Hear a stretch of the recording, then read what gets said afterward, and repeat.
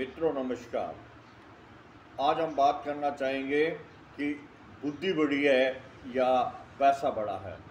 तो इस बात को मैं इस एक कहानी के साथ आपको बताना चाहूँगा कि एक पिता के 3 लड़के थे और उन तीनों लड़कों को उसने कुछ पैसे दिए और कहा कि बेटा इन पैसों से आप ये जो पड़ोस का मेरा खाली कमरा है इसको भर दोगे तो मैं आपको इनाम दूंगा।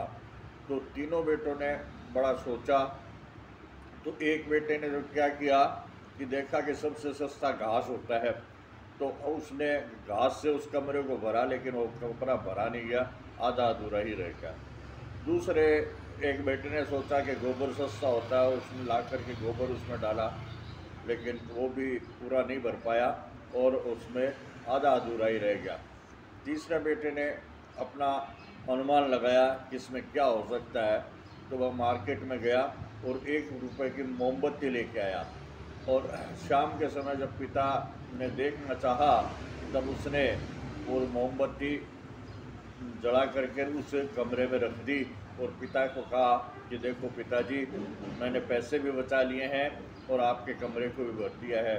पिता उसकी बुद्धि से बड़ा प्रभावित हुआ, प्रसन्न हुआ और कहा कि बेटा देखो, पैसा बड़ी चीज़ नहीं है, बुद्धि बड़ी चीज़ है। इन दोनों ने पूरा पैसा भी लगा दिया और कमरे को भी नहीं भर पाए, और तूने मात्र जो मैंने दिया था उसमें से मात्र 1 रुपया खर्च करके बाकी पैसा भी बचा लिया और इस कमरे को प्रकाश से भर दिया।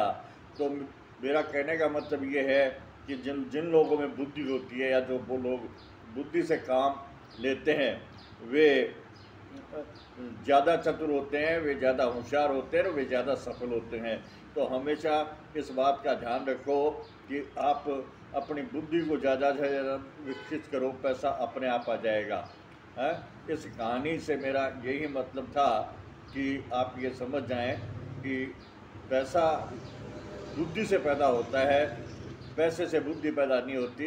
इसलिए बुद्धि जो है उसको आप ज़्यादा से ज़्यादा विकसित करने की कोशिश करें और बुद्धि के विकास के लिए ज़्यादा से ज़्यादा अध्ययन की ज़रूरत है।